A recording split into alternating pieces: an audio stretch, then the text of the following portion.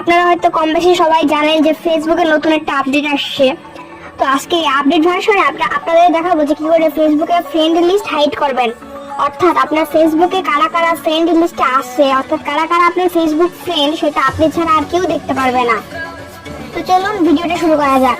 তো ফেসবুকে friend list hide করার জন্য প্রথমে আপনাকে আপনার ফেসবুকের প্রোফাইলে চলে যেতে হবে। তো আমি আমার ফেসবুকে চলে আসলাম। পরের দিকে থ্রি ডট লাইন দেখতে পাচ্ছেন, এই থ্রি ডট লাইনের উপর ক্লিক করে দিবেন। তো একটু নিচে আসবেন, নিচে এসে একদম লাস্টে একটা অপশন দেখতে পারবেন সেটিংস এন্ড প্রাইভেসি, এখানে ক্লিক করে দিবেন। তারপর এখান থেকে সেটিংস সিলেক্ট করে দিবেন।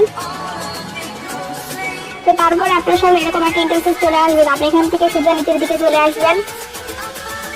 তারপর এখানে একটা অপশন পেয়ে যাবেন people, how people find and contact you, এখানে ক্লিক করবেন।